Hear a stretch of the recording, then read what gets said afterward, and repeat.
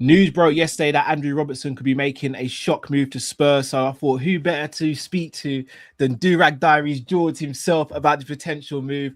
Liverpool fans are stunned. We want to see what the Spurs fans think. Sit back, relax. Let's get into this. The main free back up in your screen. Real ones know this the place to be. This is Kopish.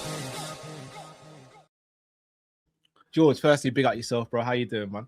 Yeah, man, not too bad.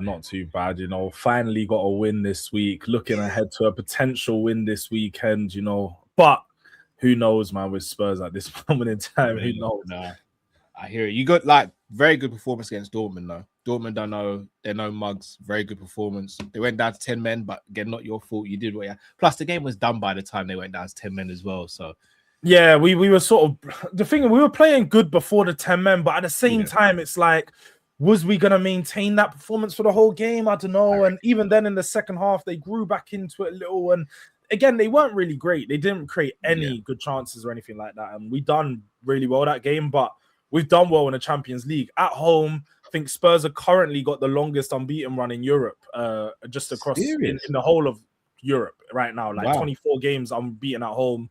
Since 2019, we've been unbeaten at Tottenham Hotspur Stadium. So I'm looking at it and I'm like, our European record is really good at home. I don't know if I can lean on Frank for the performance or anything like that. I'm not trying to give too much praise, but at the same time, recognize the real way it's real. It was a very good performance. So, who's your last game in the Champions League?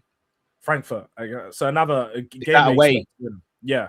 Oh, yeah, you should. Yeah, we played them earlier and beat them 5-1. I think you'll be fine against them. Yeah, their managers just got sacked like 2 weeks ago as well. So they're going through a lot of change. They lost their last game.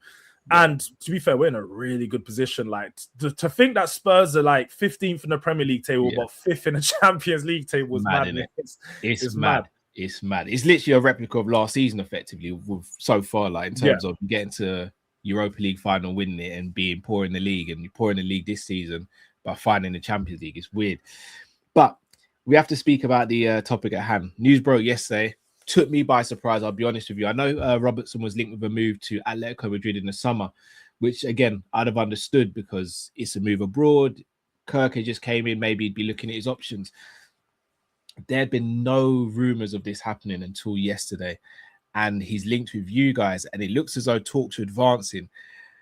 From a Liverpool standpoint, it's a shock to us. It's not someone we want to lose mid-season. A lot of us were resigned to lose him at the end of the season, contract running to an end. Not the same player he used to be. Kirkers is in now. Hopefully we get someone else in. But to lose him midway in the season, for me, is a bad move.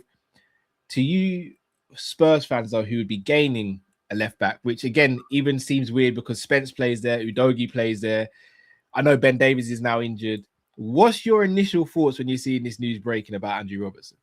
Bemused, man. I'm so confused. I'm looking at it, I'm like, bruv, what are we doing? Because you mentioned like the three left backs that we currently have, people that can play there. Ben Davies, cool, he's out for the rest of the season. We can accept that. Didn't really expect him to play much, but you still have Udogie and Spence. We just signed a Brazilian left back as well from Santos, João de Menezes Souza, who's supposed to be a really good up-and-coming left-back. So we signed him, and I thought, okay, now we've got competition for Udogie. Well, Spence and Udogie is competition anyway, but you've now got a backup just in case one of them get injured. Cool. 3 left-backs. Fine. Situation sorted. Let's move on. And then this news breaks, and I'm like, bruv, what are we even... Like, this is just the madness of Spurs. Like, why are we going to sign another left back when we just signed one? We shouldn't have signed this Brazilian left back if we were going to sign an experienced left back, because now you've got Robertson, who's going to be the experienced one, which is cool. We do need someone like Robertson, a leader, someone who's been around a winning environment, someone who can settle the team in moments. I think that we needed his character. I do agree that signing some players a bit older, we need that just around our dressing room environment. But at the same time, it's the timing of the signing. Like, again, if we signed him in the summer when he was free at the end, you know, like after you've done your main transfers and you fill it in with Robertson, I'm like, cool, this is a good signing. This makes sense. But when you're January transfer window, you're having an injury crisis. You're looking and you're like, we need an attacker. You're still focusing on signing Robertson, and it's like, bruv, what are we doing? It's not making sense. It's just a bad move.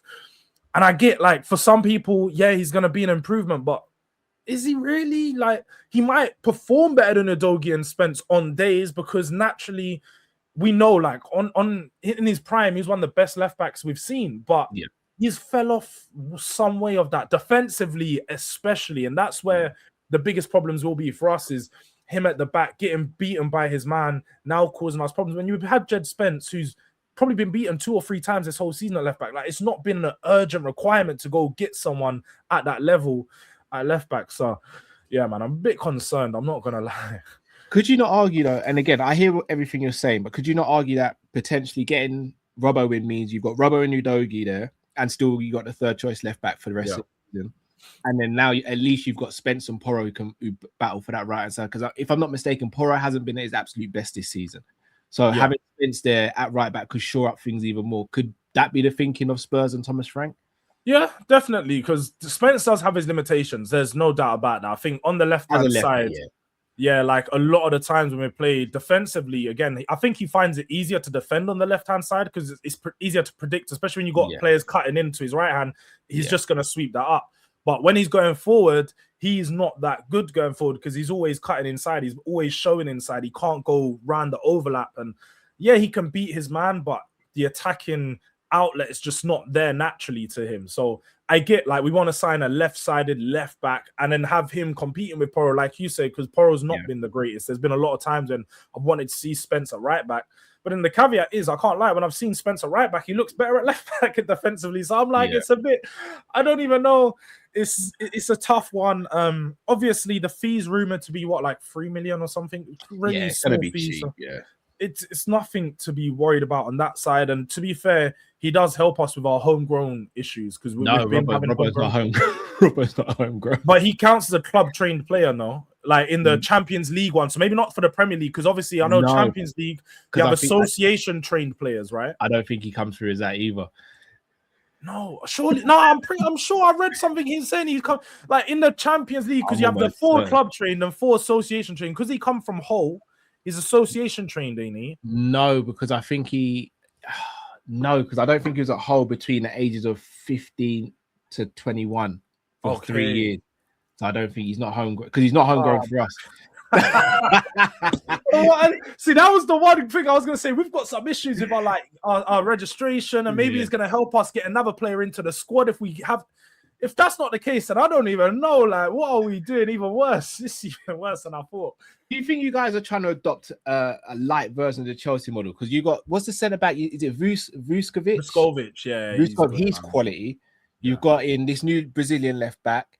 Obviously, Udogie's not old. Archie Gray, Bergval.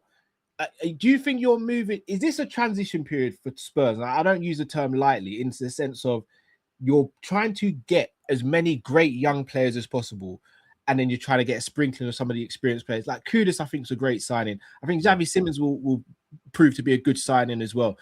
But getting the high-level players is something that you guys are missing. Now, Robbo doesn't come into that category. In terms of elite mentality and all that, he still has that. But do you think you're going through that transition period at the moment? And if so, do you think this Robbo signing is just coming at a bad time and it's probably, this could be make or break for Frank? Yeah, I think maybe not the signing be make or break for Frank, because he's obviously already been going through a lot of on-field issues. And I think going into the next month, our fixture list is pretty much make or break for him anyway, because you got like 4 big teams back to back. You don't get a win, you're going to get sacked. Like, that's quite easy. But at the same time, we're definitely going through a transition. Like, when I've looked at it, you have to look at all the changes we've had the last year. We knew it wasn't going to be smooth sailing. We've had a change in the medical department, in the scouting department, the football operations, the actual board members, the whole football department. Like, every single department at Spurs has changed. So we are going through a mad transition. And it's not the problem we're having right now is I feel like we're still lacking identity as to where we want to be. It's like, how can you change when you don't know what the goal is? And that's where the problem is at Spurs, is there's still a lot of just scattergun approach, you know, like we hire and we go, oh, we're going to have 2 sporting directors leading us. 2 months later, Fabio Paratici's leaving. And now we don't have 2 sporting directors. We've got 1 sporting director.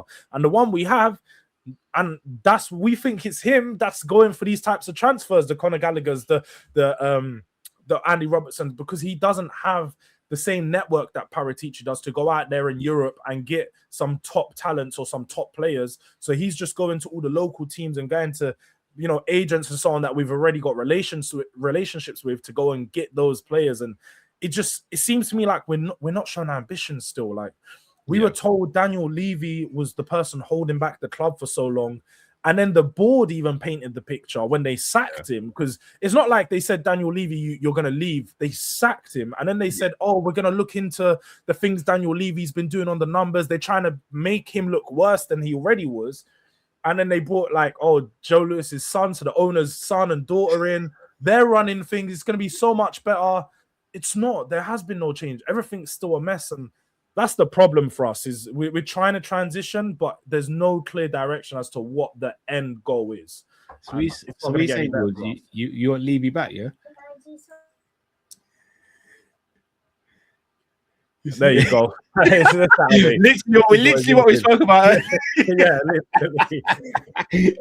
What you saying? You want Levy back, yeah? Oh, no.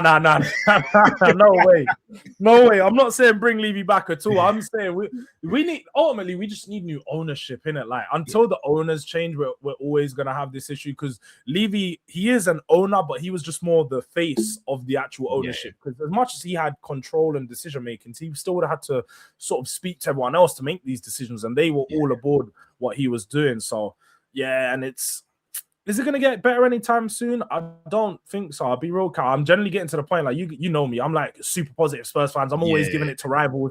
I've lost that energy. I've even lost that belief in myself. I can't come on a stream and fake the hype and just feel like it's getting better when it's not. I don't think it's getting better. And until we start to make some of these clear changes above board, on the pitch is just not, like, we might get a win here and there, but there's going to be no consistent progress.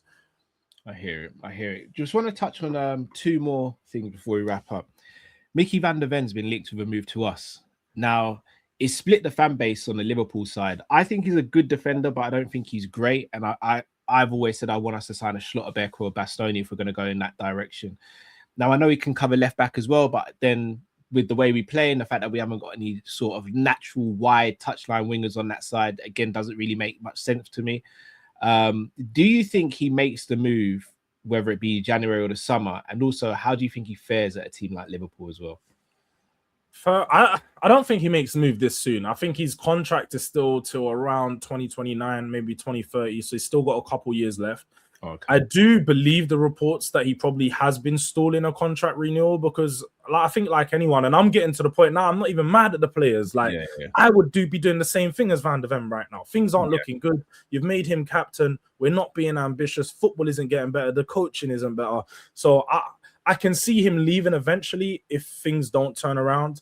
I do think he is a top defender, though. I was one of the guys that for a long time I said Romero is the better defender of him, because Romero is just a more pure defender. Yeah, you know, he's got the aggression, he's got all the traits that you want, but at the same time, he lacks the consistency, he lacks the calmness and the composure that you also need to be a centre back and a leader. And I think Van De Ven, especially this season, has really picked up a lot of those traits. Like, that's one thing I can probably give Thomas Frank some credit for, is I feel like he's worked with Van De Ven on his defending, on his aerial ability, and he's just looking a lot more all-round better. And I think he's definitely destined for a top club. You can't be that fast, that good on the ball, and not play at a top club at centre-back, because he's defensive. Like, having that pace is always going to help you, because you can always play a high line. You're going to catch up and players aren't really going to get him behind. But his actual, his box defending is getting better. His decision making is getting better, and he's not being pulled out of position as much. And I think if he went to Liverpool, Man City, Real Madrid, one of those teams, like, people will be talking about him as one of the best centre backs in world football eventually, 100%. Yes. I tell Matt. Matt's not a big fan of him, so I tell Matt. And then lastly, Curtis Jones. He's been linked with a move to Spurs. He's a player that I think a lot of Liverpool fans have warmed to over the last couple of years, myself included. I've always liked Curtis Jones, but I've always thought there was a bit lacking to his game. I feel like this season he's really taken up the onus on improving. However, he isn't getting as many minutes as maybe he would want at this stage of his career. Do you think he looks at that Spurs move, and do you think Spurs actually going hard for him over the next few months? I wouldn't be surprised. We obviously do have a problem in the midfield, and Curtis Jones is like, we don't have a progressive passer. Curtis Jones is that type of player. He can move the ball through the midfield quite comfortably. He's not someone who sort of shies away from the ball. And like, I would have preferred him to signing Conor Gallagher. Like, he made a lot more sense for what we needed, and probably would have been in and around the same fee of 35, 40 million. I think Liverpool probably would have accepted that, although he's become a bit more of an important player. He also, he is sort of succumb to requirements at the same time, because I think he's been kept around so long because he's an academy player. You need him for the homegrown issues. He's a Liverpoolian, like, he's local lad. And as you say, this year he's really stepped up, because I feel like he's took the ownership to say, this can't happen to my club. I'm just not going to let this run. But I'd like, do you know what it is?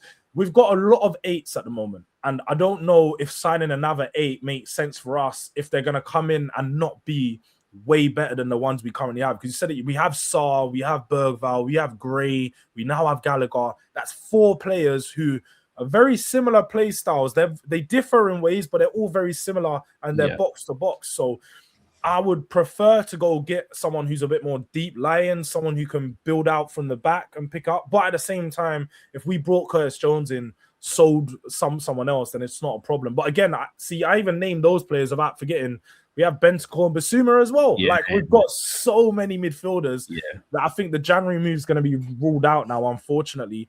And maybe in the summer we'll relook it. But again, I'd rather let's go for a Nagume, a Stiller, like someone of a top level that can really take us that next step forward. I hear. Well, Jords, I appreciate the view from yourself, bro. It's going to be very interesting to see what happens with Robbo. If he does go, he goes with all of our blessings, absolute club legend. And obviously, I hope he does well for you, not against us when we play you, obviously, but I hope he does. Bro, tell the people where they can find you and support you, bro.